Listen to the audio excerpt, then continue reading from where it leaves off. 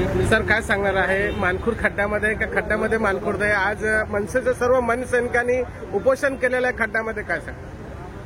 खरं तर PWD department यांनी जे रस्त्याचं काम सुरू केलं ते अत्यंत निकृष्ट दर्जा केलं होतं आणि जे आता काम चालू आहे त्यांची जबाबदारी होती की रस्त्यावर जे खड्डे पडलेले आहेत ते त्यांनी मुजवणे गरजेचं होतं. गेल्या 15 दिवसापासून इथे खड्डे पडलेले होते. काल मला वाटतं आमच्या विभागाचे जगदीश खांडेकर यांची गाडी सुद्धा आढळली. सिलेंडरची गाडी ती पलटी होत होती. रिक्षावाले 2-3 पलटी झाले. बाईकवाल्यांना मार लागला. एवढं होऊन सुद्धा पीडब्ल्यू डिपार्टमेंट किंवा त्या माणसांच्या या समस्येकडे लक्ष देत नसल्यामुळे जगदीश खांडेकर आणि शिवाजीनगर विधानसभा मनसेच्या वतीने हे आंदोलन केलं झालं. साहेब, फक्त मनसेच रस्त्यावर उतरतात, बाकीचे पक्ष कोण उतरत नाही. जनहितासाठी काय सांगा? आज ही समस्या आणि हे खड्डे याचा त्रास सर्वसामान्य जनतेला सर्वांना आहे.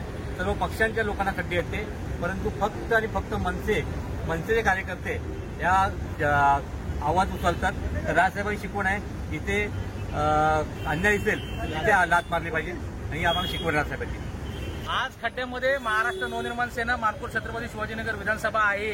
खड्ड्यामध्ये आम्ही बसलो होतो. आता त्यांनी आम्हाला आश्वासन दिलं की आम्ही त्या अधिकाऱ्यांवरती पण कारवाई करू, कॉन्ट्रॅक्टरवरती पण कारवाई करू आणि आताच्या आता कामाला सुरुवात करू. हा विजय महाराष्ट्र नवनिर्माण सेनेचा आहे, मानखुर्द छत्रपती शिवाजीनगर विधानसभेचा आहे. एवढं नक्की सांगेन तुम्हाला. अधिकाऱ्यांनी तुम्हाला काय आश्वासन दिलेलं आहे? अधिकाऱ्यांना आम्ही सांगितलं होतं. अधिकाऱ्यांवर जे कनिष्ठ अधिकारी आहेत हे लोक ऐकत नाहीत. आपले प्रतिनिधी, आपले कार्यकर्ते फोन करतात, त्यावेळेला हलगर्जीपणा करतात. रात्री आम्ही या ठिकाणी जात असताना एवढ्या मोठ्या खड्ड्यात टायर गेल्यानंतर बघितले नक्की आहे काय खड्डा, काय खड्ड्याचा बाप आहे. तेव्हा आम्ही उतरून बघितलं, एवढा मोठा खड्डा आहे. त्याच्यानंतर बेरिगेटिंग वगैरे काही नाही. मग आम्ही सगळ्या कार्यकर्त्यांनी मिळून आम्ही एका कार्यक्रमावरून येत होतो तेव्हा आम्हाला दिसलं. मग आम्ही या ठिकाणी स्वतः उभा राहून महाराष्ट्र सैनिकांनी सर्वांना मार्गदर्शन केलं, तिथून जाऊ नका. 2 तास थांबलो. सकाळी आल्यानंतर परत बघतोय खड्डा आहे तसंच आहे, फक्त पाणी निघून गेलं होतं.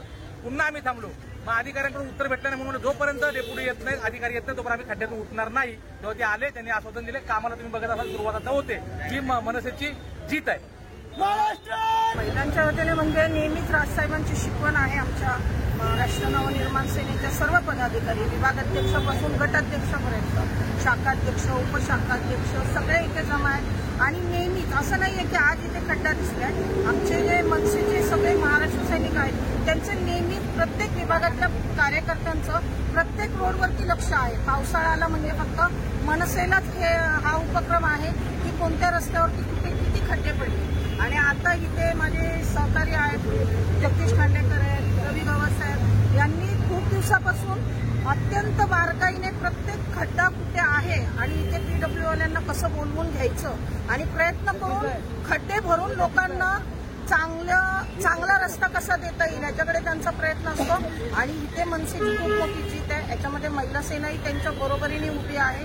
त्यामुळे इथून पुढच्या सगळ्याच कॉन्ट्रॅक्टरांना एक विनंती आहे की बाबांनो, जिथे तुम्हाला खड्डे दिसतील स्वतःहून भरा, नाहीतर महाराष्ट्र सैनिक भरायला सज्ज आहे. महाराष्ट्र नवनिर्माण सेनेचं